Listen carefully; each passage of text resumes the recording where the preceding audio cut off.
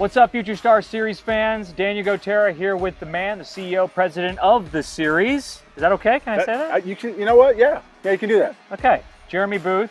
We're here to talk about the 28-29 tournament that happened in Houston, Texas, at St. Jack, at Episcopal High School, right here in H-Town. It was hot. Lots of good baseball, though, being played. Yeah, you know, it's pretty interesting to see some of the players that showed up. The fun part about the teams is they're talented. They got to persevere through some weather. You know, Houston, Texas, this time of year in July, it's a little warm. It'll test you. It will absolutely put you to the grind. Right, and it's been fun. It's been fun. You got some guys that have some upside and some tools and some ceiling, some good teams, play the game the right way. You know, some prospects a little further away that are holding their own and competing, but it's the right mix for the age that they're at. We'll get to this group specifically in a second, but I did want to ask you about coming back to Houston. This is the first video people are seeing on the YouTube page from Houston. Yeah. It's important to you to come back here. This is home for you, and I know H-Town holds a special place for you, so why not have all this stuff, all this good baseball here? You know, it's I've lived three places in my life that I would call home. One's a place I grew up in, Los Angeles, California.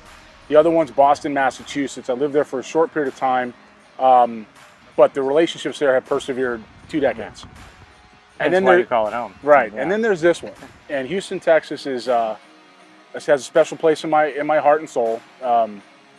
It's an excellent community, you know, and it's diverse, it's common sense, it is good people across the board. Yeah. You know, there's a lot of really good things about it. And you know, over 18 years now, I can't imagine living anywhere else. Being able to bring these events back here, man, it's special. It's special because such a sports crazy and baseball crazy town.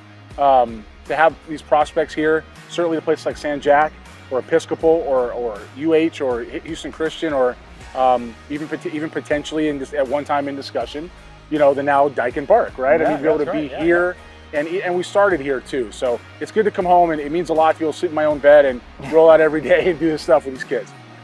So this group right here, when they hit this age group, the 28, 29, the freshmen, sophomores, they're developing into their game, right? I mean, you see it a little bit. Some of the guys a little bit more advanced than others, but they're still trying to figure the game out, learning everything, all the nuances. I know they pay attention to you. Every time you talk to them, they pay attention to the coaches. What about this group is so fun for you to kind of watch grow? You know, it's a really good question because it's such a pivotal age in baseball and sport development. So many players stop playing this game at 13. 13's that's it. They go do something else. It's nothing wrong with it. Right. They just go do something else. Because they've been playing it too for a while. Yeah, right? and it's just they're not. You have to love baseball to be part of baseball. There's so much failure in it. You got to love this game. For sure. Some people outgrow it, and the ones that persevere past that, they have a different approach, mentally, physically, how they go about their business, has a lot to do with what you can invest into them, and it's fun. It's fun watching them grow.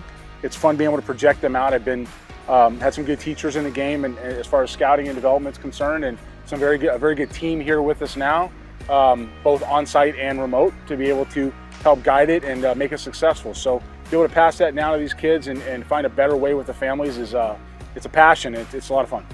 What do you tell them? There's maybe guys that are in these teams, in these leagues around the country, maybe watching this. What do you say to this particular age group? What do you want them to focus on the most as they develop their game? What you're going to get out of this game is what you're going to put into it. And we say that with everything. We say that with school. We say that with going to get a job. We say that with anything you can think of, what you get in, what you're going to put out. But baseball, because it's meant to fail. If you chase the shiny toy never shows up.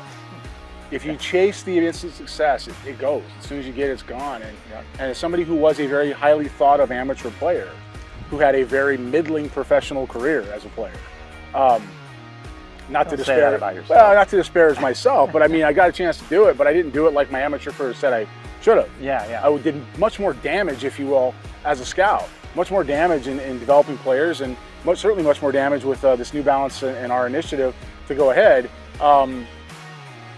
You're going to find yourself not in the place you want it to be. You have to chase the hustle and chase the grind and chase the compete, and the immediate gratification is the evil in this, if you will. So, you know, when you go out and find these platforms, you got to find one that's going to make you better every time you're there. And there's a place for everybody. There's something out there for everybody. But there's only one way to play as a professional and get there, and I feel like we do a pretty good job of that. So what have you seen this weekend? What did you see this weekend from these teams that participated that you liked? Perseverance.